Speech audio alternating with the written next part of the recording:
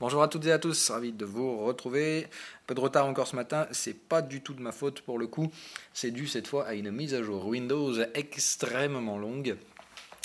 Mais qui a quand même fini par se terminer. Et on va donc analyser tout ça gentiment.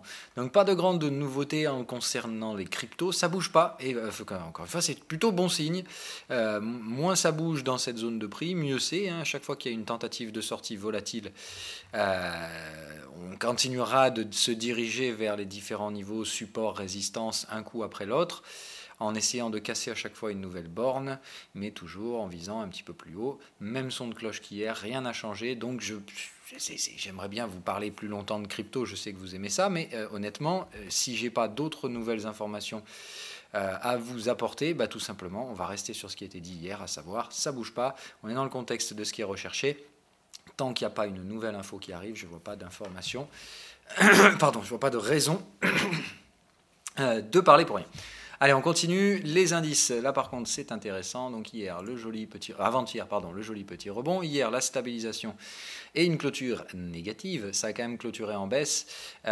Et donc ce matin, les futurs se redirigent un peu au sud. Je note immédiatement moins 3% à Shanghai. Ça enfonce du gros support, ça clôture tout en bas. C'est sanglant, c'est vraiment, ça pisse le sang à Shanghai. Comment, face à ça, tout simplement, Wall Street peut-il tenir des supports? C'est la grande question que je me pose. C'est-à-dire que là, quand même, par rapport au sommet côté Shanghai, on est en bear market, moins 30%. C'est-à-dire que la Chine s'effondre, mais les États-Unis, trop forts, arriveront à s'en sortir, même si leur économie est complètement en surchauffe. Donc, quitte à surchauffer, autant y aller comme il faut. C'est ce que va dire, c'est la méthode Trump, c'est de dire, voilà, quitte à faire n'importe quoi, autant tirer le maximum de la faiblesse des autres avant de se prendre le revers de médaille, et nous aussi. Mais donc voilà, pour l'instant à Wall Street, ça se supporte tant bien que mal. On va dire que pour l'instant, c'est plutôt hésitant. Je pense qu'on ira plus bas. Pour moi, la demande se trouve plus bas. On a bien terminé les cycles de tendance, c'est-à-dire que ça, pour moi, c'est pas une vague 4, c'est vraiment une vague 1. Maintenant, je peux me planter, mais tout simplement, ceux qui pensent ici que c'est circuler, il n'y a rien à voir, et on continue, c'est toujours la même erreur pour moi. Maintenant, à quel niveau on va retracer ça? C'est la bonne question. Est-ce que, en fait, plus on va retracer, tout simplement, plus les vendeurs seront hésitants. Je pense que ça, c'est pas un mouvement haussier, c'est simplement un mouvement de prise de profit de vendeurs. C'est-à-dire ici, beaucoup sont rentrés vendeurs, il y a énormément de cash qui s'est fait la malle, et tout simplement ici, ça sécurise les ventes. C'est-à-dire que des gens comme moi qui ont pris des profits, ont fait des pullbacks techniques, et normalement, tout ce petit monde va repartir à la vente pour viser des niveaux plus bas. Et tout simplement, ce qui m'intéresse, c'est de voir à quel niveau on va retracer. Voilà, donc pour l'instant, on va y aller d'un point de vue purement technique. On va prendre le sommet ici, hop, on va prendre le bottom. Voilà, on est à retracement de l'ordre de 50% actuellement dans le marché, et on va voir, voilà, donc on a débordé les 38, on essaie de venir chercher les 50%, on va voir, voilà, à l'époque, ici par exemple, on avait réussi à retracer sur une vague 4, ce qui est quand même normal, c'est pas la même typologie, je rappelle quand même qu'une vague 4, ça reste une vague dans un schéma de hausse, ici à l'époque, on était venu chercher entre 50 et 61, ici, là, un petit rebond avant de, remettre une réplique vendeuse qui avait été complètement bloquée à l'époque, ici, dans ce schéma-là.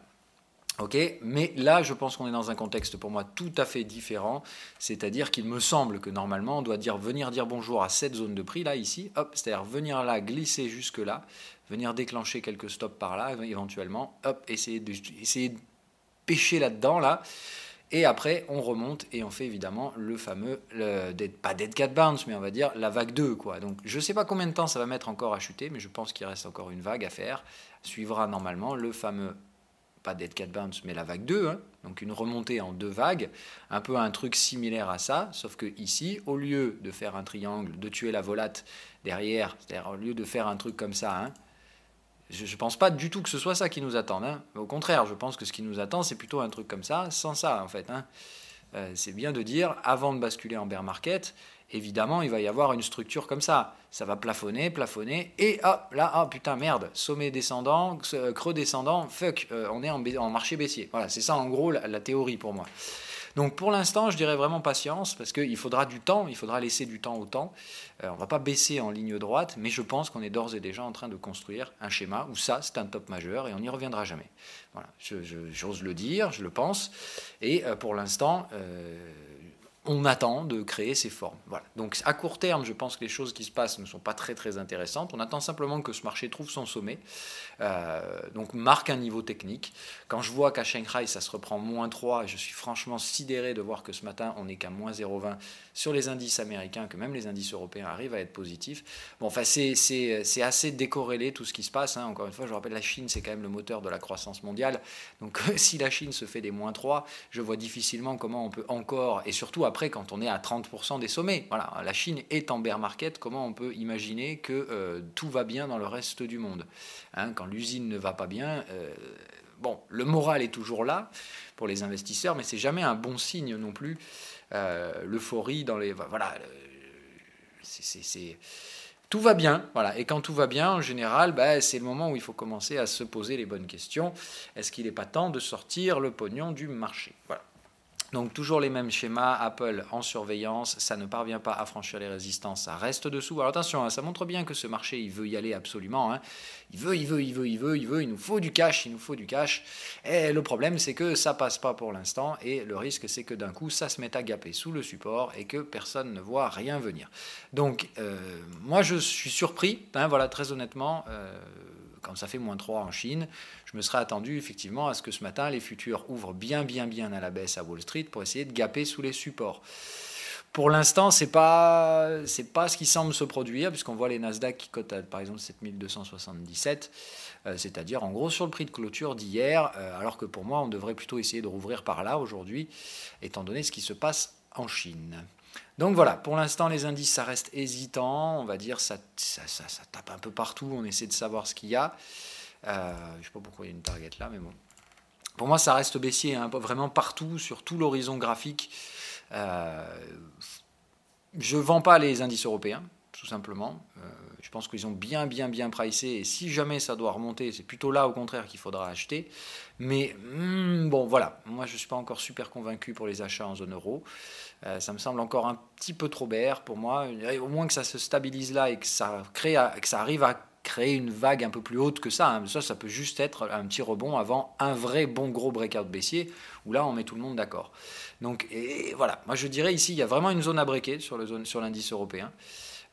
C'est-à-dire que si la structure de hausse est terminée, ça c'est pas une vague 4, hein, on est sur une vague 3 baissière, et là c'est une toute autre musique qui va arriver, hein, parce que je rappelle quand même, si on se met en hebdo, pour moi c'est terminé, hein, pour moi c'est ça le décompte, hein, effectivement, 1, 2, 3 terminé, la 4 elle est là on a fini la 5, 1, 2, 3, 4, 5, et ici on est en train de passer 1, 2, 3, hein, c'est-à-dire que pour moi ici normalement ce support là on le matérialise et on le démonte, et c'est au moment où on va le démonter qu'effectivement le marché va se rendre compte qu'on passe en marché baissier. Donc je pense que c'est ça le problème. Donc je dirais petite réplique vendeuse là à faire, encore en zone européenne, là où Wall Street peut essayer d'aller enfoncer ses supports actuels, essayer d'aller un petit peu plus bas, montrer que la fête est finie et que cette fois c'est pas buy the dip, mais bien qu'on est sur des vagues de baisse où on enfonce les supports et que évidemment derrière il faudra se faire la malle sous les résistances. Mais attention, c'est bien un schéma qui se met toujours en plusieurs étapes. La première étape, c'est de marteler et de bien imprimer le message, de dire c'est terminé les creux et sommets ascendants, la tendance c'est fini. Par contre, attention, ça ne veut pas dire on vend tout n'importe comment, mais ça veut dire dès qu'on vient chercher les résistances, maintenant il faut les vendre. Voilà le signal qui doit être donné dans les prochains jours, que en gros ici on passe plus. Ici l'objectif c'est de dire c'est bon, c'est trop cher, il n'y a plus de hausse de profitabilité à espérer sur les entreprises américaines, donc on ne franchit pas les résistances. C'est aussi simple que ça. Quand une résistance joue son rôle de résistance, derrière il se passe quoi? On va tester les supports, et quand malheureusement les supports ne jouent plus leur rôle, c'est là où on rentre dans un marché baissier. La psychologie, c'est vraiment ça. Dans l'évolution, dans la psychologie de l'investisseur, c'est pas de dire fin du monde après une phase de hausse, mais bien de dire bon, on se pose des questions, on peut plus avancer. Donc maintenant, au mieux, on va essayer de stagner, mais pour stagner, il faut tenir les supports. Si les supports ne tiennent pas, malheureusement, on basculera en marché baissier. C'est vraiment ça. Donc là, on revient tester les supports, on va dire ok, il n'y a pas de raison de casser non plus les bottoms faits début 2018, il n'y a pas de raison de sortir baissier de cette zone-là pour l'instant, mais il n'y a pas de raison de franchir les résistances non plus. Donc au bout d'un moment, ne franchissant pas les résistances, ne franchissant pas les supports, il va falloir trouver des catalyseurs. Malheureusement, j'ai l'impression que l'économie est plutôt en train de montrer des signes de dégradation, ce qui me laisse à penser que dans la suite des événements, c'est plutôt des sorties de baissières, des cassures de support qui se produiront plus que l'inverse. Mais encore une fois, on est sur des graphiques daily, et ça donne plutôt là l'entrée en bear market, on va dire pour le sell in May et go away l'année prochaine. Entre guillemets, en termes de psychologie, il faut quand même vous attendre à ce qu'on se tape un rallye de fin d'année, c'est-à-dire probablement qu'on termine l'année 2019 en positif, d'accord, mais pas au sommet, certainement pas au sommet, mais je pense qu'on va se taper un petit rallye de Noël, mais retraçant, ce qui veut dire que là, on est en pleine saisonnalité baissière, et pour moi, il y a une deuxième vague qui va pas tarder à arriver. Maintenant, attention, ça peut encore mettre quelques jours à monter là-haut, vous faire croire que c'est haussier, que c'est buy de dip, et qu'on va encore refermer le piège sur les vendeurs. J'y crois pas une seule seconde, et je reste bien, pour ma part, vendeur. On va regarder la volate, voir si on est sur des niveaux d'intervention potentiels, mais il me semble toujours que oui, hein, voilà, on est sur des zones où là, pour moi, le VIX, il est prêt à recoller dans pas longtemps. Tout simplement, on a réalisé un joli petit pullback sur la volatilité. Les zones support se trouvent par là, hein, voilà, on pourrait dire ces précédentes zones de résistance. Je dirais que ça peut quand même aller un petit chouïa plus bas quand même sur la volate. Me semble pas complètement impossible. Mais dans tous les cas, voilà, là, je vois difficilement comment on ira beaucoup plus bas. Hein. Donc, je dirais que ça se compte en jours. On peut très bien monter un peu plus haut. Hein. On a vu précédemment, on retraçait généralement entre 50 et 61%. Bon, on peut très bien faire un truc similaire, c'est-à-dire s'imaginer que, par exemple, aujourd'hui, le Nasdaq, en intraday, on va basculer en 2 heures, sans problème, voilà, il peut aller s'offrir une petite remontada, le Nasdaq, là. Hop, remonter un petit peu, dire bonjour, mais voilà, pour moi, on est sur des zones où ça vend, et il ne faut pas chercher à compliquer la tâche. Hein. C'est ici, ça vient, et hop, et on enfonce derrière assez proprement tout ce petit merdier. Les actifs corrélés. Alors, gold, ça continue toujours d'essayer de chercher un support. Je pense qu'on s'en rapproche. Hein. On monte déjà les structures bullish, mais je pense effectivement qu'on peut aller un petit peu plus bas que ça. Mais ça me paraît quand même assez bien, assez haussier. Hein. Donc dans tous les cas, moi je ne vais pas tarder à remettre mon gold dans pas longtemps. Les sorties qui ont été faites là-haut, hein, tout simplement. Là, je préfère attendre un peu la vraie matérialisation d'un support. Je vais plutôt essayer de récupérer ce marché dans un momentum acheteur. C'est-à-dire que je ne vais pas essayer de chercher le support, tout simplement parce que j'ai aucune idée de jusqu'où ça peut aller. On peut très bien retracer jusqu'à cette zone-là, je ne serais pas surpris. Donc pour l'instant, moi je préfère me dire, gold, je reste je reste acheteur, mais je remettrai les renforts que lorsqu'on retrouvera un sentiment haussier et qu'on se redirigera vers les résistances. Je pense que cette consolidation peut durer un bon moment. C'est surtout, regardez la durée du merdier qu'on a eu avant. Donc je veux dire, là, s'imaginer qu'on va ranger par exemple jusqu'ici, on va dire jusqu'au 25 octobre, ça ne me surprendrait pas vraiment. Donc face à ça, je préfère attendre que de tirer un peu n'importe comment. L'eurodoll, voilà. Donc ça se stabilise sur le support, je pense qu'on est bien, hein. Je vais renforcer immédiatement mon eurodoll, je vais aller le faire. Hop, voilà quelque chose fait, donc 50% en plus sur la taille de la position, levier maximum spéculatif là-dessus, et on ira bien au-dessus, validation évidemment en franchissement de la résistance, tant qu'on ne vient pas chercher ces zones-là.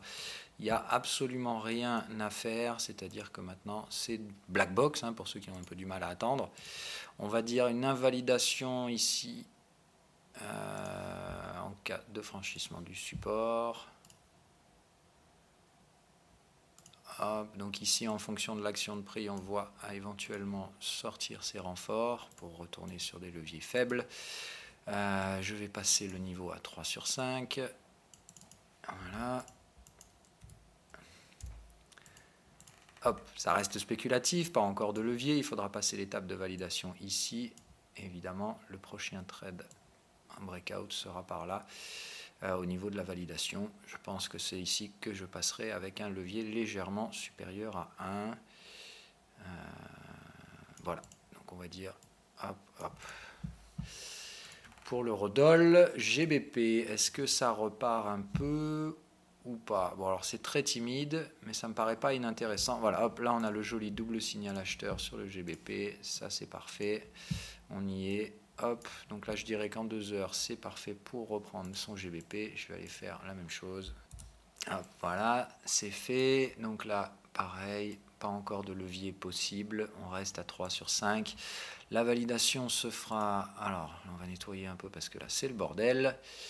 Ça, il faut le garder, mais c'est pas grave, on peut supprimer. Nos zones support, hop, hop. Donc la même chose, hein, l'alerte invalidation se met en cassure de ce support-là. Déjà là, hein, si on revient le chercher, c'est pas bon signe. Je vais faire simple, hein, voilà. Si on revient chercher ça, c'est pas cool. Hop. Le trade en breakout, ici.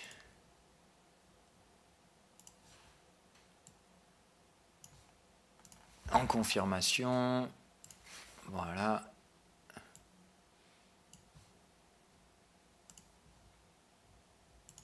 Hop. Donc c'est ici, hein, que j'autoriserai le passage en levier légèrement. Pour l'instant non, mais il y a bien un double signal acheteur validé par des clôtures, confirmé sine wave. C'est un pur respect de la stratégie. On est bien dans une zone technique recherchée. On est bien sur la structure consolidante. Je pense qu'on a trouvé sans grande peine notre point B, nous dirigeant donc gentiment vers le point C, qui se produira, je pense, normalement vers la zone 50% de retracement pour cette fin de vague 1, où il faudra bien évidemment encaisser au moins 50 à 60% des bénéfices, on va dire 50 à 75% des bénéfices. C'est une vague 1, donc le principe ici est d'encaisser des gains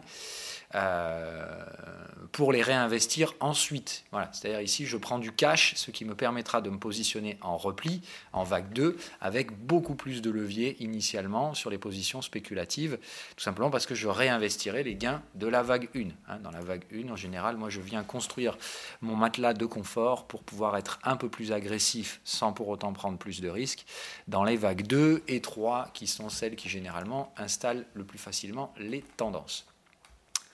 L'euro-yen, je vais rester soft, puisque du coup, si notre pote l'euro se refait une petite santé, eh bien, c'est que notre ami l'euro-yen ne sera peut-être pas le plus intéressant entre euro-yen et USD-yen.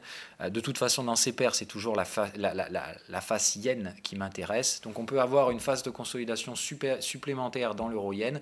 Je m'attends toujours à ce que ce marché fasse vraiment des trucs comme ça. Vous voyez, hop, ça vient, ça accumule, ce qu'on est en train de faire là, pour préparer des gros breakouts baissiers, un peu comme on l'avait fait là. Je pense que vraiment on est en train d'accumuler pour remettre un truc bien costaud derrière. Maintenant, pour l'instant, il n'y a pas d'urgence, ça reste un marché qui consolide, et je pense que plus ça consolide, plus l'impulsion sera intéressante derrière, mais pour l'instant, il ne se passe ni l'un ni l'autre. L'USD-Yen, ça retrace, mais on est sur des zones qui ne sont pas inintéressantes. Je vais regarder si on ne peut pas dégager un petit double signal dans pas longtemps. Et il me semblerait que si, on est bien en train de le faire. Donc l'USD-Yen, c'est pas mal. C'est pas mal, c'est pas mal. On est bien sur un double signal vendeur, hein, là, qui s'est fait confirmer sur cette bougie un peu dégueulasse là. Bon, ça, c'est pas le top d'une confirmation, je dirais quand même. Peut-être être un petit peu plus patient sur ce marché-là, mais c'est pas inintéressant. C'est vraiment pas inintéressant en termes de structure de prix. Donc à voir, mais je dirais peut-être quand même un petit peu plus haut sur ce machin-là, pour être un peu tranquille, parce que là, ça a plutôt l'air de vouloir détendre un petit peu notre pote yen dans les prochaines heures. Donc je dirais peut-être, on va voir. Mais pour l'instant, celui-là, je vais mettre une alerte. Voilà, la cassure en breakout se fera donc plutôt par là.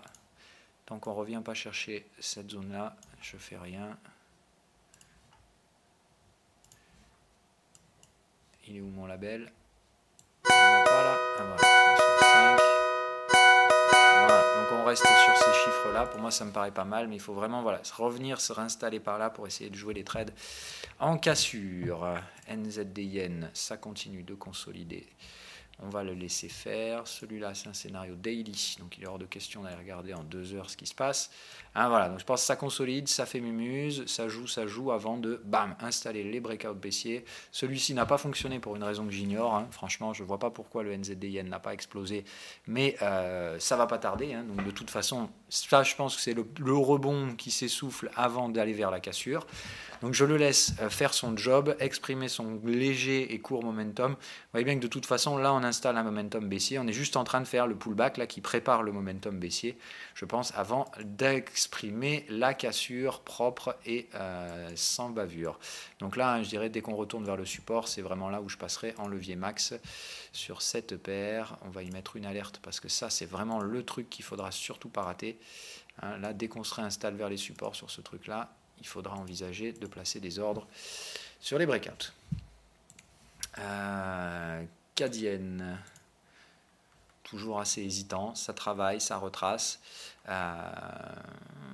Je pense qu'il est intéressant quand même à jouer à la vente, hein, toujours celui-là. Alors j'ai remis l'indicateur au fond parce qu'il est vraiment très très très pratique pour la lecture. De toute façon, je travaille toujours dessus, hein, qu'on soit bien d'accord, sur la partie sine wave. J'hésite en fait à limite garder sine wave en l'état parce que très sincèrement TradingView me casse les burnes parce qu'à chaque fois que je sais de faire une mise à jour sine wave, j'ai toujours des problèmes de compilation parce que le code est trop complexe pour eux et ça leur plaît pas et ils veulent absolument pas lâcher la bride à ce niveau-là, ils l'ont clairement fait comprendre, donc je vais probablement arrêter de lutter. Il est possible que je fasse pas la mise à jour 1.20 sine wave, mais par contre que je vous propose cet indicateur là à un côté. D'accord, hein, la formule pour tracer ces canaux, je peux en faire un indicateur séparé, c'est-à-dire que du coup, au lieu d'avoir juste sine wave et momentum, je vous proposerai peut-être ce quatrième truc que j'appellerai, je ne sais pas trop comment, mais en gros, c'est un indicateur de cadre technique, ça, d'accord, ça ne donne pas un signal. On est bien d'accord, ce truc-là est simplement là pour vous dire, ok, ça c'est une zone technique où il y a un intérêt. Et en gros, il va vous dire, si vous voulez vendre, essayez de vendre le plus proche de la zone supérieure, quoi. Et vous avez donc les multiples time frames, c'est-à-dire le time frame ici, hein, celui-là dans lequel vous tradez sur le cadre technique local, et vous avez celui du contexte, qui est le gros canal en fond, là, comme ça. Qui est très intéressant parce que celui-là, évidemment, il vous évite la case contexte. C'est-à-dire que là, vous n'avez pas besoin de repartir en weekly. Vous savez qu'ici, le weekly est sur une zone de support et que là, en weekly, par contre, c'est une zone où ça cherche à vendre. Donc ici, évidemment, c'est là où on cherche à se positionner vendeur sur le CAD-yen. Hein, voilà. Et ici, l'objectif, c'est bien de venir taper la borne basse, remonter un peu et ensuite d'enfoncer et de partir à la baisse. Et d'avoir les deux canaux dans le sens baissier. Et c'est là où, normalement, on aura un petit peu plus de gains à faire sur ce truc-là. Donc pour l'instant, ça range, c'est ce qu'il faut. On est en train de donner un léger double signal acheteur, donc laisser le marché se réapprécier, attendre des zones résistantes pour recartoucher à nouveau à la baisse, cette fois, ce truc-là. L'USD CNH et l'USD MXN, c'est toujours le merdier. Ça essaie de monter. La Fed a évidemment redynamisé un peu le truc. Pourtant, là, on est sur de l'exit TP. Hein, c'est quand même normalement le truc. Ça signe la fin du. C'est des arrêts de jeu, quoi, c'est terminé. Mais pourtant, ça ne veut rien lâcher. Hein. Vous voyez bien de toute façon que le marché ne sait absolument pas sur quel pied danser. Maintenant, là, je suis clairement en faveur d'une vraie belle baisse. Mais il faut faire attention. Hein. Le problème de ce truc-là, c'est que si ça part pas, c'est pas bon. Hein. Là, on est bien sur des zones où on essaie de jouer des breakouts baissiers. Hein. Maintenant, on voit que le marché, je spécule sur le breakout baissier. Si je me plante, évidemment, ça ne va pas marcher. Hein. Mais là, on est bien sur des zones où ça essaye en hebdo de soutenir. Vous voyez, le contexte hebdo, là, il essaie de soutenir ici le marché. Et moi, je veux que ça casse. Et pour que ça casse, il va falloir passer sous ces zones. Pour l'instant, ce n'est pas le cas. Le marché fait tout pour se soutenir. Je pense que le dollar est baissier. Hein. Moi, je ne vous le cache pas. Vous le savez, je trade dans ce sens-là. Mais pour l'instant, évidemment, les mecs, avant de le laisser baisser, font tout pour le soutenir. Puisque c'est quand même un gros swing qui est en cours sur ce truc-là. La UDNZD réalise son avalement haussier, repasse sur un cycle bullish et c'est confirmé au momentum. On va pouvoir se réattaquer à ce truc-là. Enfin, ça passe, donc c'est bon.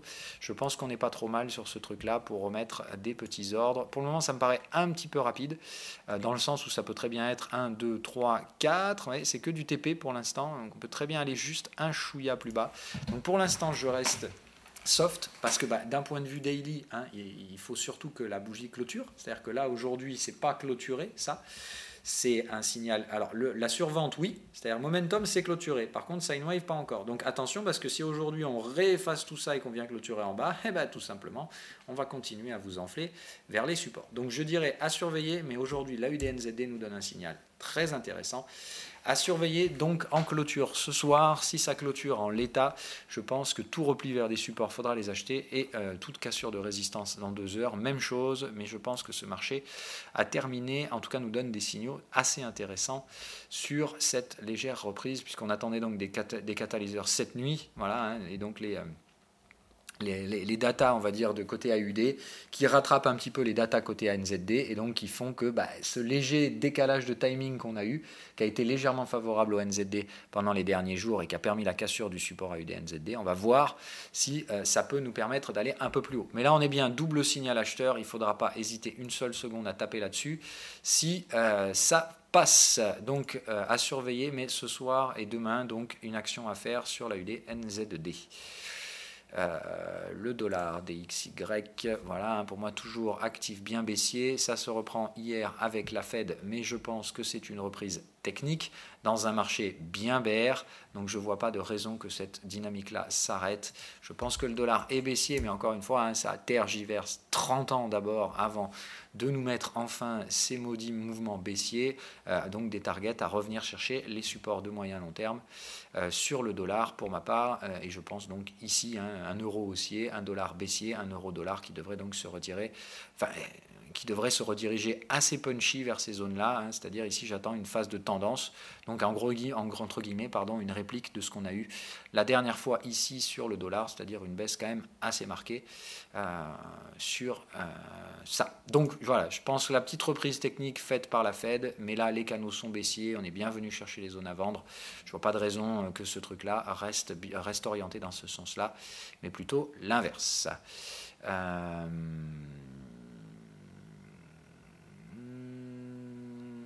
Apple, on en a parlé, je crois. Voilà. Bon, donc il n'y a rien d'autre à faire. General Electric, on va regarder si ça matérialise. Ah, c'est encore faible, hein, putain. Ils font tout pour nous le maintenir sous pression, celle-là. Hein, c'est incroyable. Donc, clôture en baisse sur la journée, mais haussière par rapport au jour précédent. Hein, c'est-à-dire que le problème de General Electric, c'est que j'ai envie de dire en ce moment, c'est presque comme ça qu'il faut le regarder, quoi. Parce que ça fait tellement du grand n'importe quoi en termes de balayage intraday. Que c'en est presque gênant. Hein. Enfin, c'en est presque gênant. C'est presque stupide. Vous voyez, c'est-à-dire que là, en fait, d'un point de vue graphique, théoriquement, on pourrait même dire qu'on a fait que vague 1, vague 2 ici. Hein. Voilà. Théoriquement, en fait, je pense que c'est même ça la réalité. Hein. J'ai presque envie de dire que ça me paraît être en l'état le schéma le plus probable. Hein, ici, voilà, je dirais un truc comme ça qui nous attend, peut-être une leading diagonale, ou difficile à dire ce qu'on va avoir comme structure. En tout cas, moi, je ne prends rien comme profit sur la partie spéculative de ces trades tant qu'on n'est pas ici. Et il me semble que là, on est sur des prix assez attractifs pour des achats. Voilà, donc je dirais hein, pour l'instant, effectivement, c'est plutôt cette dynamique-là qui me semblerait être intéressante à mettre en place, hein, donc la dynamique de renversement haussier des prix, doucement mais sûrement, sur la valeur General Electric, donc qui termine sa tendance baissière depuis très longtemps. Vous voyez que le canal, là, qui était le canal de long terme, qui était baissier depuis très très très longtemps, hein, qui moi je pensais qu'on allait le casser ici, on ne l'a pas cassé. Il a continué sa course, cette fois c'est bon, il est en train de se retourner. Donc on est bien en train de jouer les retournements hebdomadaires de General Electric, c'est-à-dire de retourner cette tendance-là. Regardez depuis combien de temps elle dure cette truc, c'est incroyable. Voilà, ça dure depuis là, c'est-à-dire que c'est tout ça qu'on va retracer sur General Electric. Pour moi l'objectif là c'est vraiment voilà, retracer l'intégralité de cette vague baissière, donc le mouvement qui s'est initié là. Hein. Voilà, retracer tout ça et vous vous dites rien que là, voilà, de toute façon c'est ce qu'on avait déjà mis, rien que là un retracement 38%, c'est déjà prendre 50% sur la valeur. Hein. Donc autant vous dire c'est quand même intéressant de jouer ça en termes de value stock. C'est le scénario de toute façon que vous connaissez. Hein. Je ne fais que l'appliquer maintenant que graphiquement ça commence à donner des résultats probants. Doucement mais sûrement. Voilà. Donc 3 sur 5, j'ai une bonne confiance, mais pour passer sur des leviers, ce sera plus tard. Hein. C'est-à-dire, je ne pense pas que la vague 1 ici soit quand même extrêmement tendancielle. Donc je ne m'attends pas à passer le 4 sur 5 avant qu'on ait fini la vague 1, fait le pullback en vague 2. Donc là, probablement pas avant facilement 2019 pour un passage en levier sur les parties spéculatives. Hein. Et le buy and hold, lui, il va tirer, franchement, il n'y a pas de souci, pendant encore au moins un an, je pense, voire plus. Voilà, on a fait le tour. Je regarde si j'ai rien oublié. Ah oui, l'US Oil qui continue, hein, ça dérouille grave. Hein. Donc là, on arrive sur les target max, c'est-à-dire que si vous avez joué le trade en breakout hier, il faut absolument penser à prendre faut surtout pas oublier la case prise de profit dans les prochains jours là. Dans les prochaines heures même, j'ai envie de dire, tout simplement parce que là on va arriver sur les parties basses du range et que je vois difficilement de probabilité que ça aille beaucoup plus bas en l'état. Voilà. Enfin, je dirais en tout cas le jeu n'en vaudra pas la chandelle, pas sur des trades en breakout. Voilà. Si vous avez des trades de tendance là-dedans, je pense sans problème garder un petit reliquat est possible. Totalement possible même, puisque là, on peut très bien avoir une vague 5 étendue. Mais voilà, moi en l'état, je dirais que pour ceux qui ont joué uniquement sur Breakout, je rappelle quand même sur cet actif-là, j'étais baissier depuis un bon moment. Je cherchais des ventes là-haut, je les ai toutes ratées, hein, c'est-à-dire tout ça, j'ai raté parce qu'il n'y a pas eu de signaux. Là, il n'y a pas eu de signal de vente non plus, donc j'ai dû me contenter des trades sur Breakout. Maintenant, les deux ont fonctionné très bien, ils ont été TP le jour même, c'est-à-dire ici, c'était vente TP le jour même, ici, même chose hier.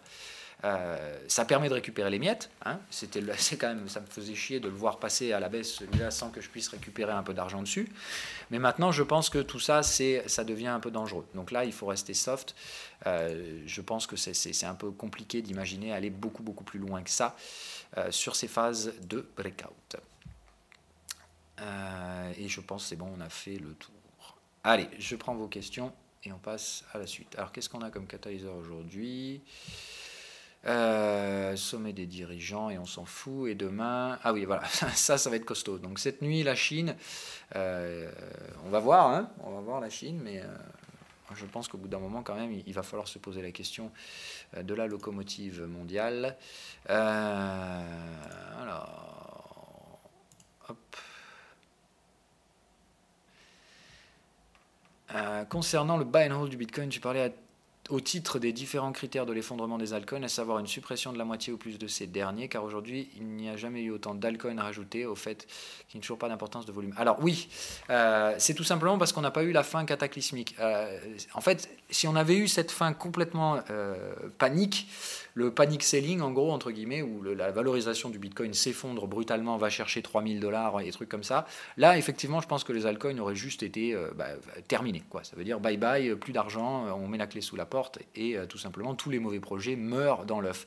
Il y a une autre solution, hein, tout simplement, c'est-à-dire qu'une entreprise, pour qu'elle vive, elle dépense du pognon. Hein. Ça coûte de l'argent, en fait, ne serait-ce que de payer les salariés.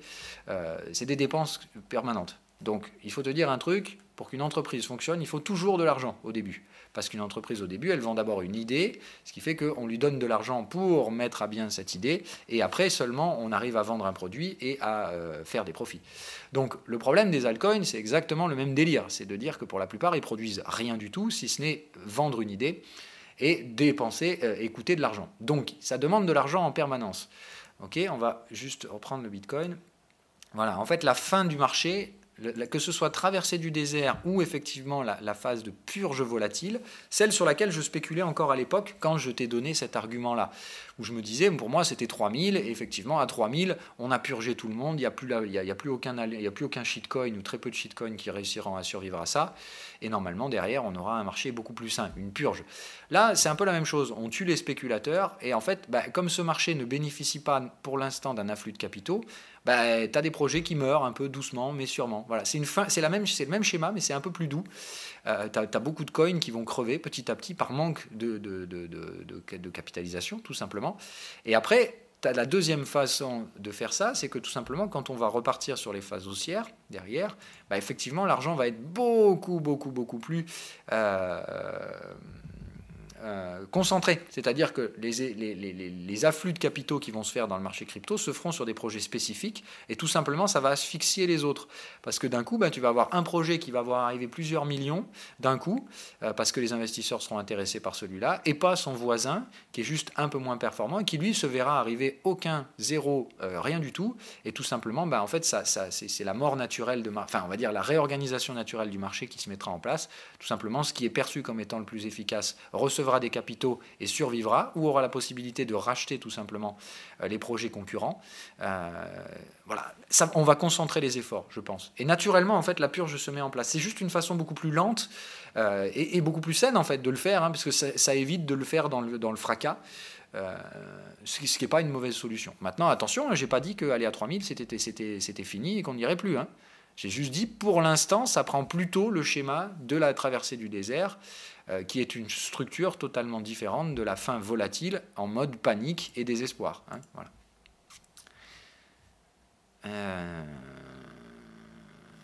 Hop.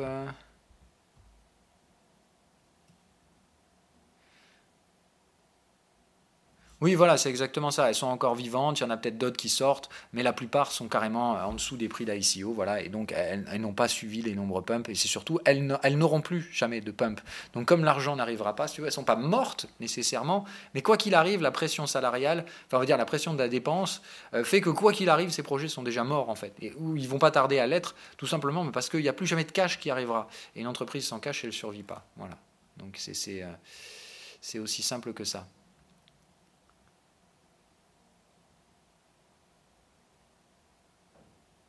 Alors, on peut très bien y aller. Voilà, il faut faire attention. Le bottom à 4000 euros n'a plus de sens. Je ne suis pas d'accord. Mais voilà, je préfère la solution de traverser du désert. Elle est plus construite. Maintenant, j'aurais bien aimé quand même qu'on aille à 4000 et sous 4000 parce que ça m'aurait donné des prix très très intéressants. Maintenant, ce qu'on voit, c'est que ça ne s'apprend pas ce chemin-là, en tout cas de moins en moins. Et il faut simplement s'adapter à ça. Mais je pense que, honnêtement, sur Bitcoin, à l'époque, acheter ici, c'était très dangereux. Parce qu'ici, en fait, ça manquait énormément Alors ici, on pouvait acheter, comme je vous dis, pour jouer des petits pullbacks, ce qui était un peu l'objectif. Hein. Rappelez-vous, cette phase-là, moi, je l'avais acheté. Jouer cette phase-là, ok. Ici, par contre, se positionner acheteur, il fallait être vraiment, vraiment showtime et se dire, on tient ces achats-là et compagnie. Voilà. Pour moi, ici, c'était vraiment, on pouvait sans problème. Là, il manquait un petit catalyseur et boum, ça partait, on faisait les 4000 sans problème. Voilà, donc acheter là, ça me paraît franchement, ça manquait. Regardez, on va utiliser le replay parce que c'est vraiment, elle est géniale cette fonction, ça vous met vraiment dans le contexte, je trouve. What the fuck? Ah, on peut pas le faire sur les indices. Ouais, bah c'est normal. Bon, c'est compréhensible. Bon, c'est pas grave. Donc le principe, c'était de dire, voilà, à cette phase-là, à cette étape de maturité, c'était très compliqué d'imaginer encore. Parce que, comme je dis, d'un point de vue graphique, la traversée du désert, c'est une compression du momentum. C'est-à-dire, il faut effectivement un triangle et on arrête de casser des supports, des résistances et le momentum s'épuise. Ouais, c'est vraiment ça. Là, on y est. Regardez, les deux courbes de momentum s'écrabouillent. Et là, on commence à peine à retrouver un peu de volate. Mais ça, c'est typique traversée du désert. Là, franchement, à ce stade-là, oui, un achat était viable. Avant, non, vous ne saviez juste pas ce que le marché allait faire. Donc c'était ultra agressif, ultra spéculatif. Pour moi, un petit peu trop. Maintenant, il y en a qui ont fait ce choix-là. Il n'y a pas de souci non plus, hein, chacun fait ce qu'il veut. Mais normalement, je suis quand même parmi les plus agressifs que vous pouvez trouver. Donc être encore plus agressif que moi, en général, ce n'est pas franchement une bonne nouvelle pour vous. Hein. Comment fait-on pour t'écrire au sujet des indicateurs? Par mail. Alors par contre, contact@proindicator, je vais la recréer, cette adresse email. Je vais récupérer le nom de domaine, mais j'avoue que tous les jours, je dois le faire, puis j'oublie. Pour l'instant, vous pouvez m'écrire à celle-là d'adresse email. Hop, je vous la donne. rx@outlook.fr. Voilà. Donc là, tu peux m'écrire à celle-là si tu veux. Celle-là, je la reçois. Il n'y a pas de souci et je lirai les messages dessus. Toujours pas intéressé par le cannabis thérapeutique. Non.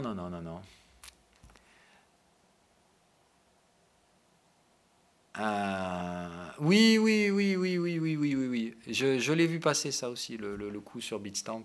Alors peut-être pas sur le LTC, mais j'ai vu effectivement qu'il y a eu des mouvements hein, sur ces exchanges également. D'où le fait que là, faites très très attention, hein, voilà, faut vraiment pas s'amuser à mettre des stops hein, sur ce genre de marché. Vous avez bien compris le principe du creux de liquidité. Hein, donc c'est vraiment pour ça, moi je pense que dangerosité, hein, donc là vraiment sur du buy and hold, il faut faire très attention. À pas, surtout pas mettre de stop là dans ce type de marché-là. Alors, mise à jour Netflix après la publication, haut de canal parfait en daily, cible 300, stop 400 pour une vague C. On va parler de Netflix évidemment. C'est vrai, on va en parler de Netflix de Flux. Hein, parce que quand même ils ont gapé 15% pour n'en faire que 5. Ils ont gapé, alors au plus haut en fait hors séance c'est monté à 15%, c'est-à-dire c'est venu chercher la résistance. Ça l'a même franchi je crois, si je ne m'abuse. On va mettre les after hours.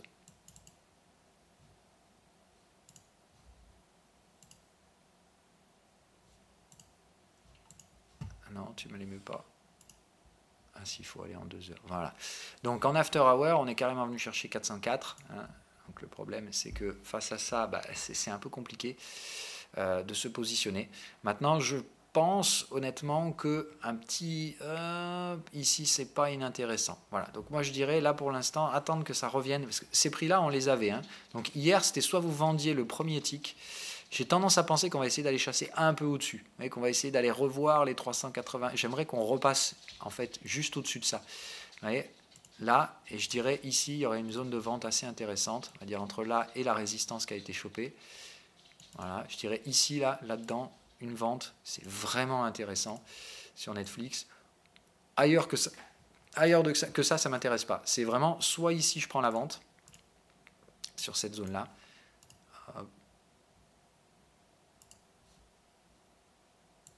Donc là, je vais mettre une alerte.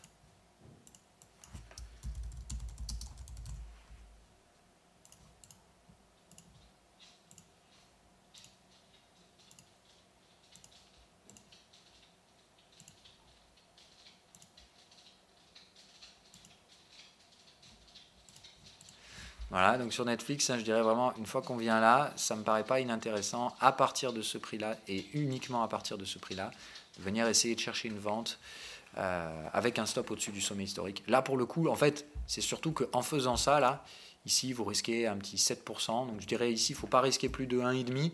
Donc ça fait un levier divisé par 5. C'est pas inintéressant. Voilà. Avec un levier 0,20, tout simplement, derrière, vous pouvez viser quand même un trade assez intéressant, parce que là, c'est l'objectif, donc venir refermer le gap, on va dire au moins revenir le tester ici. Ça fait 35% avec un levier 0,20. Ça nous fait un 7% de gain. Donc vous risquez 1,5 pour gagner 7. C'est vraiment pas inintéressant en termes de gestion du risque. Je pense que c'est même très intéressant de faire un coup pareil. Voilà. Mais c'est vraiment pour moi par là que ça se joue. Voilà, c'est vraiment un scénario daily. Et vous voyez, là, hop, je pense qu'on peut venir dire bonjour à la trailline baissière de long terme pour essayer de faire un hop et hop. Voilà. Et là, c'est vraiment intéressant. On joue vente haut de canal, direction bas de canal de long terme. Et ici, évidemment, Netflix, on la fout, on la laisse tranquille. Et si ça vient chercher ce prix-là, on n'hésite pas à récupérer son pognon le plus vite possible. Autre question. Dans un portefeuille de spéculation, mais cela ne te dérange-t-il vraiment pas de savoir que tu pourrais profiter d'un retracement de vague 1 sur ta partie hodl et donc un short potentiel? Je ferai peut-être un short, mais le problème c'est que dans un marché qui se reprend, je préfère éviter la contre-tendance en vague 2. Moi en général je me projette sur la prochaine hausse et dans la psychologie j'ai un peu de mal, si tu veux, à faire ces structures de hedging et compagnie. Je le faisais en intraday et en fait souvent ça m'emmerdait. Donc je préfère me dire voilà, je laisserai la vague consolider, je prendrai peut-être un petit trade spéculatif en cours de vague 2, mais c'est tout. Voilà. Mais je comprends ta logique, mais c'est simplement en fait quand tu fais ça en swing, des fois c'est un peu compliqué de dire alors là en buy and hold je suis toujours à l'achat, mais en spéculatif je suis à la vente. Enfin bon, c'est tout à fait faisable, il n'y a aucun problème là-dessus, mais je ne sais pas si je le ferai. Alors, la minière Barrick Gold ABX qu'un abonné t'avait donné, un grand merci à lui, si tu peux la passer en vidéo. Eh bien voilà, évidemment, merci à celui qui nous avait donné ça. Moi je ne l'ai pas pris, mais on va regarder ABX. Barrick Gold. Ouais, oh putain. Ah oui, elle est belle, Barrick Gold. Voilà, bon bah là c'est déjà 30% de hausse, c'est propre. Il n'y a rien à dire. On arrive sous les premières résistances. Je pense qu'il faudra penser à des petits encaissements. On est toujours sur des structures de cycle bearish. Je vous rappelle que les cycles, ça ne veut pas dire qu'il faut vendre. Ça veut juste dire que la structure de prix reste cycliquement favorable à des baisses. Maintenant, attention, il n'y a pas que les cycles dans la vie, il y a aussi le momentum. C'est-à-dire que là, tu as un momentum qui arrache tout au plafond face à des cycles vendeurs. Donc, probablement à s'attendre à une installation d'un prix plus proche d'un range. C'est-à-dire ici, soyez pas surpris qu'il y ait des pullbacks. Donc, ABX, c'était vraiment un très beau coup, très beau coup. Moi celle-là je l'avais pas, il me la proposait pas en CFD, donc voilà. ABX c'était un joli coup, clairement, mais ne visez surtout pas plus que ça. Je pense que c'est dangereux. Là on est déjà en train de casser le canal de long terme, donc en général voilà ce qu'on fait là, c'est une vague 1, donc l'objectif c'est de venir chercher la résistance, éventuellement de glisser un poil au-dessus. Mais voilà, vraiment ne visez surtout pas plus haut que ça sur cette valeur pour l'instant. Ça, c'est vraiment le plafond de verre ici. hein. Donc là, n'oubliez surtout pas la case prise de bénéfice une fois cette zone de prix atteinte, parce que là, c'est vraiment une grosse zone technique où très probablement tous ceux qui, comme vous, ont spéculé à l'achat en bas vont commencer à encaisser une partie de leurs gains. Donc là, de toute façon, moi, ce que je ferai à votre place, c'est que déjà, je remonterai les stops, hein. Là, il y a un gap haussier. Tant qu'on est au-dessus du gap, ok. Dès que ça commence à s'affaisser, pensez à sortir sous les prochaines résistances. Vous n'avez qu'à regarder où il y a du volume. Ben voilà, là, il y a un peu de volume au-dessus. Alors, on va le faire propre. Comme ça, je vais vraiment vous faire une analyse globale de ce truc-là. C'est où? Volume profile. Voilà. Hop. Donc, on prend la résistance. On remonte jusqu'à la phase de baisse. Hop. Voilà, donc là, ça c'est la première zone de prix, celle qu'on est en train de traiter. Il y en a une deuxième un peu plus haut, ici, 13,28. Il y a une petite picouille de volume là. C'est une toute petite résistance avec du volume. Donc voilà, moi je dirais celle-là, quand même, commencer à diminuer la voilure. Voilà, c'est-à-dire que vous êtes sur la zone de target, la zone où il faut commencer à prendre ses gains. Maintenant, il y a ceux qui vont prendre le risque de vouloir jouer le hop, la petite poursuite pour venir breaker juste. Vous voyez, le marché peut très bien venir là, hop, juste breaker ça, histoire de montrer la cassure du niveau. Mais c'est tout. Voilà, de pré-casser le niveau en fait, d'aller tester la liquidité, la demande de liquidité au-dessus de ce niveau. C'est ce que le marché a généralement une sacrée tendance à faire ce genre de truc. Donc voilà, tant que vous êtes au-dessus du gap, pas d'inquiétude. Maintenant, je pense qu'il faut quand même penser à encaisser, on va dire au moins 25% ici. Et si vous êtes showtime pour essayer d'aller tirer un peu plus haut, ok. Mais franchement, là, il y a une zone à breaker. Hein, il y a une breakout là. Vous la voyez bien sur le volume profile. Là, ici, il y a une zone, hop, là, il n'y a plus personne. Donc là, franchement, ne visez surtout pas plus haut que ça. Ça me paraît limite suicidaire que de faire un truc pareil. Donc là, voilà. Ça, c'est une zone volume profile. Là, c'est une zone de break, il n'y aura pas de demande sur cette zone-là. Il ne faut surtout pas viser plus haut que ça. Donc si vous jouez le breakout, ici, ça passera probablement pas cette zone-là. Donc il faut vous dire que là, c'est probablement essayer de tirer ça là. Vous voyez, hop, 13,94, 13,95, maxi. Je pense qu'il faudra difficilement viser plus que ça. Autre question. Alors, IBM. Bon, mais c'est cool, maintenant vous faites... vous voyez, honnêtement, il y a 6 mois et compagnie, quand vous arriviez là, vous étiez là à venir vous faire abreuver d'informations, vous veniez tous les jours, vous appreniez des choses, voilà. Aujourd'hui, vous êtes là en train de suggérer des choses. Putain, c'est génial, ça montre que vous avez vraiment compris plein de trucs. Vous faites votre boulot. Vous-même, vous n'êtes plus là juste à attendre que je vous nourrisse, à vous dire, moi j'achète ça, je vends ça, je fais ci, je fais ça. Vous êtes en train de vous cultiver vous-même. Putain, c'est génial, voilà, bah bravo. Moi, je vous encourage à continuer à faire ce genre de trucs. Mettez-moi en plein des messages comme ça, si vous voulez avoir mon avis sur une valeur que vous avez analysée, dans laquelle vous avez confiance. Voilà, attendez pas nécessairement que je vous donne ma validation, mais vous voyez, ça va vous donner confiance de dire, ah oui, bon, j'ai trouvé un scénario tout seul, puis en fait, Phil est d'accord. Et ça, c'est cool. Déjà d'une, parce que vous en ferez profiter d'autres personnes. Hein. Moi, c'est ce que je fais. J'essaie de vous faire partager de mes scénarios, vous en faire profiter. Si vous aussi, vous avez envie de faire ça, n'hésitez pas. Hein. Vous les partagez dans les commentaires, tout le monde les verra. Donc IBM, on va aller voir. Bon, après, ils se sont fait démonter hier soir, hein, IBM, donc on va pas non plus... on va rentrer en after hour. Voilà. Donc 134,29 sur le support qui avait été identifié. OK. Donc c'est le support de long terme sur IBM. On n'achète pas un support hein, dans ce cas-là, surtout quand les vagues sont baissières. Donc là non, IBM c'est pas le moment d'acheter. Par contre c'est le moment d'essayer de chercher la fin du breakout peut-être. Donc je dirais non, là il faut être tranquille. Mais sur un truc comme ça, t'achètes pas. Hein. Tu es vraiment sur une valeur baissière. Tout indiquait que ça allait chuter et évidemment les résultats sont pas bons. Donc tout simplement goodbye, hein. Enfin goodbye, c'est l'action perd sa valeur, hein, tout simplement, c'est ce qui est le plus normal. De toute façon, tu vois que c'est pas une valeur complètement surrecherchée, hein, tu vois, au terme du cycle.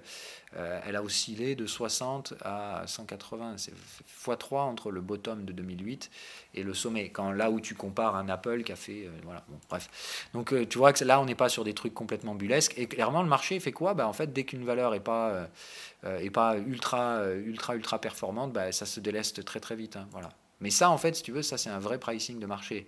Après, tu as toutes les phases, donc bulles et compagnie, des trucs comme ça. Bon, Tesla encore ça va, mais tu vois, et Tesla, c'est quand même un peu brutal comme price action, quoi.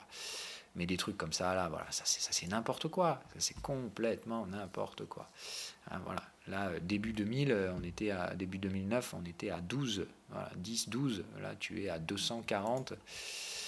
C'est un peu... alors, on n'est pas à 240, pardon, c'est le stop qui est à 240. Mais c'est un peu n'importe quoi, Apple. Hein. Voilà, ça finira mal, hein, très clairement, ça finira mal tout ça. Mais pour l'instant, c'est toujours en cours. Alors, mais donc clairement non, hein, Jean-Marie. Là, beaucoup de patience. Tu attaques pas un marché baissier qui veut faire une cassure en achetant le support. Voilà, hein, moi, je jouerai pas ce genre de truc. Je pense que ce marché cassera son support. Maintenant, dans ce cas-là, plutôt acheter post-cassure.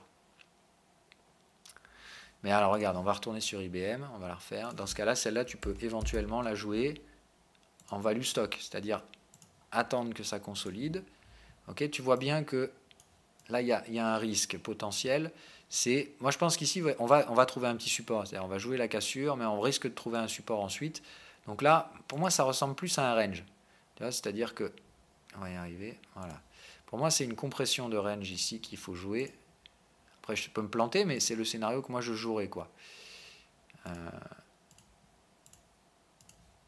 Voilà. C'est dire... hop, paf, voilà, ça vient chercher dans cette zone-là et hop là, voilà. Tu vois bien la zone là où il y a eu une demande de prix historique, 121. Moi, je dirais que ça, c'est une zone à jouer à l'achat. Une zone, hein, voilà, une zone à jouer à l'achat ici. C'est spéculatif, hein, qu'on soit bien d'accord. C'est-à-dire que tu viens ici, tu fais une entrée acheteuse. Tu fais une entrée acheteuse vers les 120$. Voilà, tu attends que ça vienne là. Bam, 120$. Et tu essaies de jouer juste un pullback là-dedans. Voilà. C'est vraiment essayer de jouer un truc comme ça. Hop, achat, pullback. Ici, tu sécurises. Et éventuellement, tu essaies de tirer une zone rouge et une zone acheteuse. Mais bon, moi, je ne serais pas aussi furieux que ça, quoi. Mais je dirais, voilà, essayer de jouer, hop, un rebond ici. Et après, tu vois. Après, soit le marché fait ça, soit il continue. Mais voilà. Mais en tout cas, moi, je dirais qu'ici, il faudra jouer juste un rebond, retour dans la dump zone et terminer. Voilà, tu vises un retour au milieu de range et ensuite le marché ici prendra sa décision, soit acheteur, soit vendeur. D'un point de vue stratégique, je vois que ça à faire. Par contre, évidemment, tu as un stop ici. Hein, c'est-à-dire que là, si tu prends un truc comme ça, il faut un signal par là. Hein. Tu es sur de l'hebdo, donc ici, il te faudra un signal daily, 2 heures si tu es ultra agressif, et tu auras obligatoirement un stop là. Donc on va dire que tu viseras un 2 pour 1 grand maximum. Et c'est pas inintéressant de la jouer comme ça, je pense. Voilà. Sous condition de signal. Ça signale pas, tu laisses tomber, point barre. Alors, hein, pour faire du long terme sur certaines actions General Electric, est-ce une bonne idée de passer par une banque? Oui, bah, de toute façon, tu sais, la banque, c'est elle qui va gérer tes investissements. Il ne faut pas mettre le mot banque comme étant tout de suite le vilain méchant sur lequel on va taper si jamais il y a une crise. Non, non, une banque, ça reste aussi une entité financière nécessaire dans la société dans laquelle on est. Voilà, la banque, c'est pas le méchant. Ce qui pose problème aujourd'hui, ce sont les activités spéculatives et ultra spéculatives des banques et surtout des fonds d'investissement qui se financent auprès de ces banques. Voilà, le problème des banques, c'est qu'elles octroient des financements et de la liquidité qu'elles ne devraient pas trop octroyer parfois, mais tout simplement parce que c'est ça qui fait tourner la machine, quoi. C'est la spéculation qui crée du pognon et c'est ça qui fait plaisir au marché. Le marché, encore une fois, il n'est là que pour créer de l'argent. On veut tous être plus riches. Personne ne veut être plus pauvre quand tu viens sur les marchés. Hein, voilà.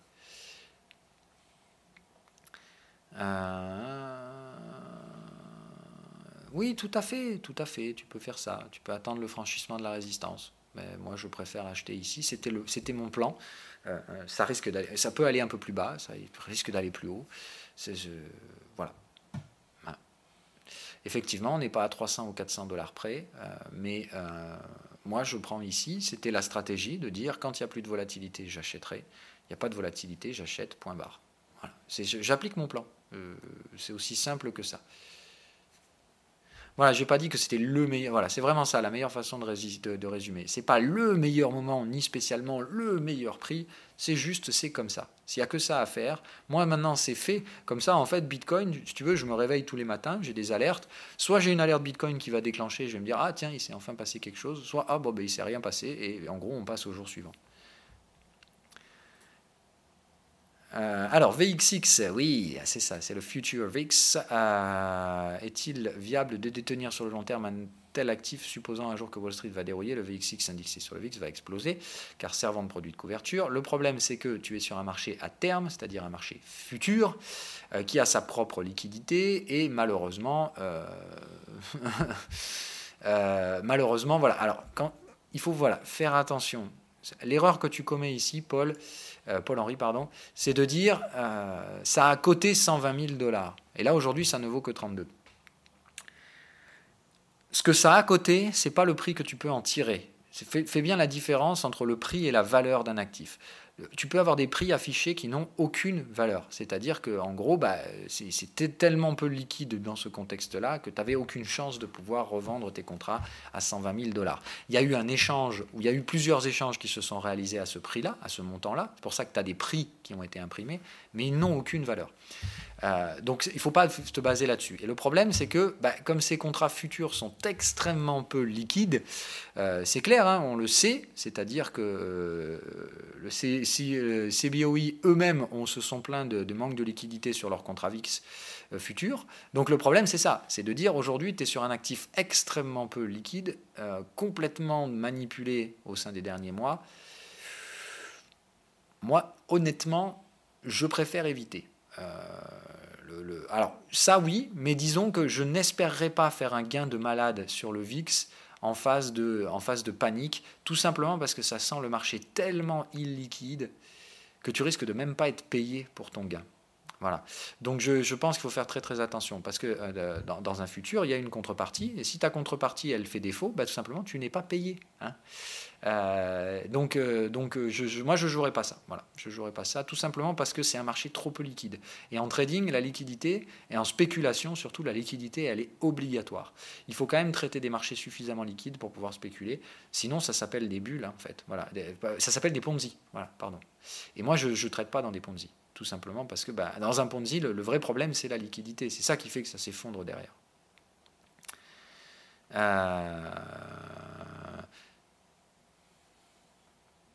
On les voit un peu comme des lignes de la main. Ça reste toujours beaucoup de chance, sinon on serait tous millionnaires. Oui, tout à fait. Tout à fait.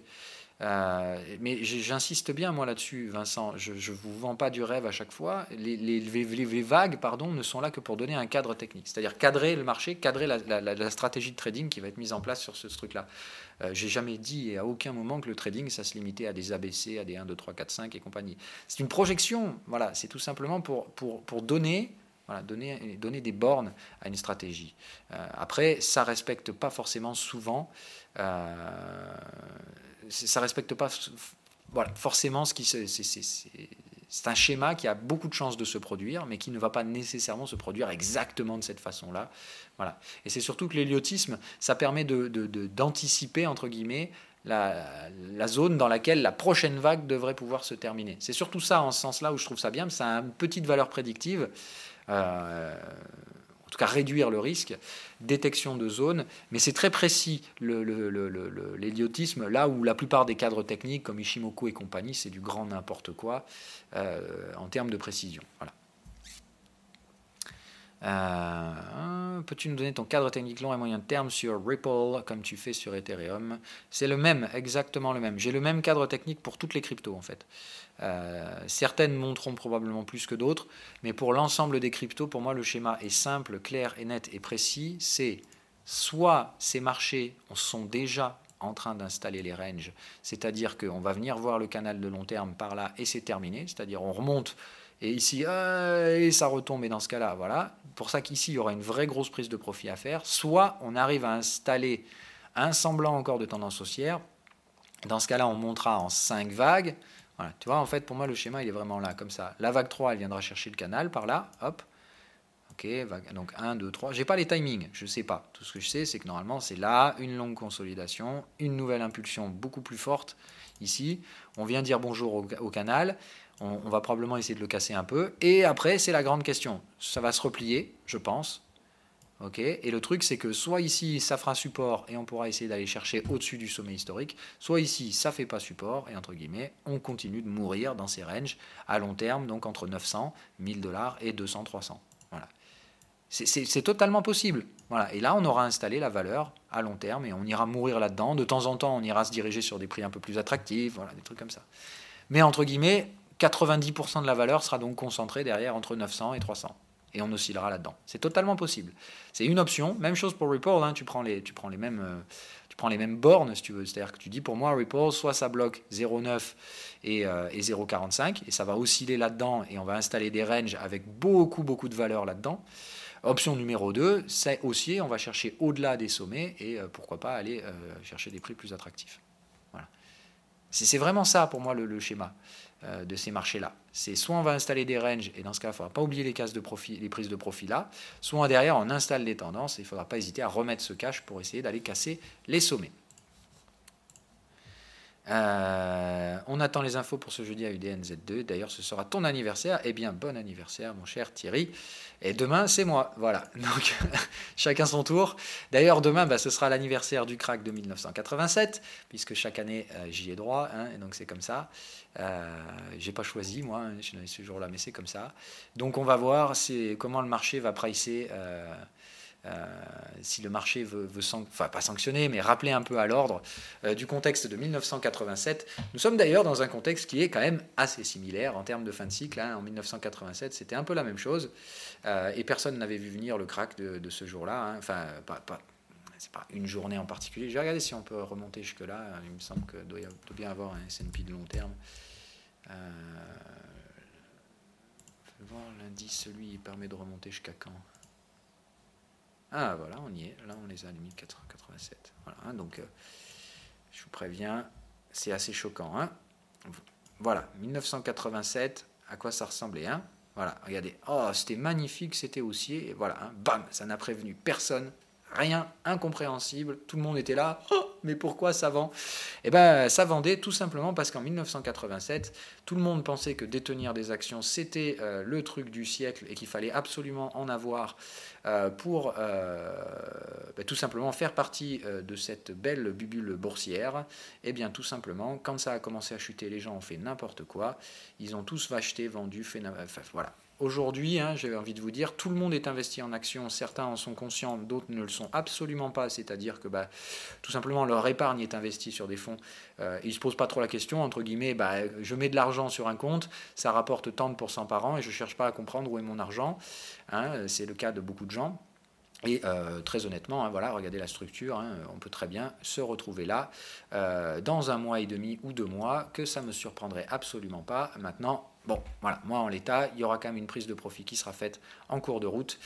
Mais rappelez-vous quand même, hein, voilà, mémoire de 1987, à l'époque, ils avaient effacé combien de pourcentage de hausse? Voilà, ils avaient effacé 52% de hausse en seulement quelques jours. Donc voilà, je vous laisse apprécier la similitude.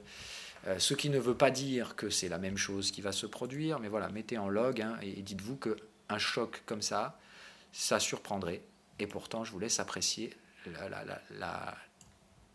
la comparaison de cette structure de marché. Hein, voilà. C'est-à-dire que la phase de hausse qui a précédé ce truc-là, personne n'aurait pu imaginer que ça ferait ça derrière. Hein. Et ça fait mal, hein, 1787, c'est du 30-35% en ligne droite. C'est tout simplement ce qu'a fait la Chine. Hein, voilà. La Chine l'a fait en baisse construite depuis plusieurs semaines, enfin depuis plusieurs mois. En Europe, on n'est pas non plus à 30% de baisse, mais l'Eurostoxx 50 quand même. Alors, peut-être pas l'Eurostoxx 50 me semble peut-être pas le meilleur vecteur. On va regarder peut-être DAX. Voilà, DAXou, il est à combien lui des sommets? Ouais, il a quand même fait un moins 15. Hein, vous voyez, donc c'est Wall Street, on est à moins 5 des sommets, allez, moins 6, c'est rien, enfin, en fait, si vous réalisez. La Chine, moins 30, l'Europe, moins 15. Donc voilà, Wall Street, ça peut tout à fait dévisser, et dans ce cas-là, on rajoute 10% de baisse en Europe, et on vient chercher ces supports majeurs, là, ici, ouais, et techniquement parlant, la tendance de long terme, elle n'est pas entérinée. Vous rajoutez 10% de baisse en Europe, on fait moins 25, ok. Allez, on va rajouter 5% de baisse en Chine parce qu'ils ont déjà bien tout pricé. Le FTSE, lui, s'éclabousse bien comme il faut. Hein. Le FTSE, lui, va s'en prendre une bonne grosse tartasse. Il se reprend moins 10 en plus, par exemple. Et Wall Street, voilà, Wall Street, on se fait ça, quoi. Voilà, en ligne droite. Bam, moins 30. Ça surprendra tout le monde. En 1987, ils sont tous restés, ils étaient là, mais arrêtez de vendre, enfin, qu'est-ce qui vous invite à vendre? Pourtant, les gens vendaient, c'était aussi simple que ça. Là, c'est la même chose. Il faut vous dire un truc, aujourd'hui, tous les Américains ont tous des fonds de pension surinvestis en actions. C'est-à-dire que demain, les mecs, si ça tombe de 20%, ils perdent plus de 20% de leur épargne, parce qu'évidemment, la plupart de ces fonds ont recours à des effets de levier, très faibles, mais quand même des effets de levier, ce qui fait que si ça baisse de 20%, ils peuvent très bien perdre plus de 20%. Surtout parce que, évidemment, ces fonds font de la gestion indicielle, c'est-à-dire qu'en plus de ça, ils surpondèrent tout ce qui surpondère les indices, c'est-à-dire qu'évidemment, ils vont avoir beaucoup d'Apple et ce genre de conneries dans les portefeuilles. Je vous ai dit, Apple, un jour, ça va saigner. Le jour où ça va saigner, je me demande comment va réagir le marché. Tout simplement, personne n'est prêt à acheter ce marché, en fait, s'il tombe. Donc, on est dans un marché où ça pourrait tomber et manquer cruellement en plus de liquidité. Et ça, c'est un contexte... Il n'y a que 1987. C'est-à-dire les seuls qui traitent le marché sont ceux qui le vendent, sont ceux qui veulent vendre en panique, prêts à vendre à tout prix, à n'importe quoi, tout simplement parce que les gens, quand vous leur foutez la corde au cou, que l'inflation est là, parce qu'elle est vraiment là, l'inflation dans la vie réelle, on le sait, que les prix montent. Le montant des loyers, les bulles immobilières font éclater aussi font monter le coût de la vie pour les gens dans les métropoles. Donc le coût de la vie est plus élevé, les salaires montent difficilement, et en plus de ça, la bulle boursière, elle tourne à plein régime. Donc si cette bulle éclate, alors même que les gens n'ont pas pu profiter de cet argent-là, tout simplement, ils vont perdre de l'argent, et il va bien falloir qu'ils payent les factures, ils vont faire quoi? Ils vont vendre leurs actions, même si ça tombe, ils s'en foutent. Pour eux, il faut bien réfléchir. Nous, on parle d'une logique financière d'investissement, c'est-à-dire de gens qui ont du pognon et qui l'investissent, face à des gens qui sont investis malgré eux dans les marchés, avec une épargne misérable, certes, enfin misérable, une petite épargne, mais dont ces gens-là ont besoin. Voilà. C'est pas de l'argent qu'ils investissent parce que c'est un surplus. Eux, c'est de l'argent qui est investi malgré eux, parce que dans leur logique à eux, quand il y a un peu d'argent de côté, même si c'est 5-10 000 euros, il faut le mettre sur un compte épargne. Et un compte épargne, c'est un compte qui va derrière dans les marchés. Donc il faut bien se dire un truc, c'est que ces gens-là, si on leur dit demain, ah ouais, vous aviez 10 000 euros sur le compte, c'est bien, vous avez gagné 500 euros par an, on vous donnait quand même un pourcentage des gains qu'on réalisait astronomiquement sur les marchés. Mais aujourd'hui, ah merde, ça se passe pas bien sur les marchés, vous avez perdu 20% de votre épargne. Mais les gens, ils vont faire, mais vous vous foutez de ma gueule, vous me filez 500 balles par an depuis 8 ans, et puis là, aujourd'hui, vous m'enlevez 5000 balles. Vous m'enlevez 4000 balles. C'est de l'arnaque, votre truc, en fait. Voilà, c'est vraiment ça. Et là, les gens vont dire quoi? Je veux mon pognon. C'est-à-dire, ok, vous savez quoi? Vous me sortez tout ce merdier, je veux mes 5000 euros en cash sur mon compte. Et là, je vous dis, c'est malheureusement, le problème, c'est là où les gens n'ont pas... Le tout un commun des gens n'a pas cette réaction protectionniste de dire le marché baisse, mais la baisse est irrationnelle, donc c'est pas grave, on maintient les positions et on attend que la tempête passe. Non, une personne normale, elle dit vous vous êtes foutu de ma gueule, je sors. Voilà, c'est la première des réactions qu'ils font. Voilà. Et évidemment, dans un marché comme ça, si personne n'achète et que tout le monde veut sortir, vous avez compris, c'est 1987. Donc faites très attention. Évidemment, ça m'étonnerait que ça tape de nouveau un 19 octobre 2018, pour des raisons stupides, on s'en fout, mais le marché n'est pas vraiment comme ça. Mais c'est simplement un petit rappel à l'ordre que je vous fais là. Et encore une fois, moi je ne suis pas un permabère, je sais que beaucoup adorent me classer dans cette catégorie-là. Tout simplement parce que moi je fais mon job et qu'on est en fin de cycle et qu'en fin de cycle je cherche des ventes, je cherche à aller contre le marché, oui, parce que à ce moment-là il est normal de le faire. Allez, bye bye.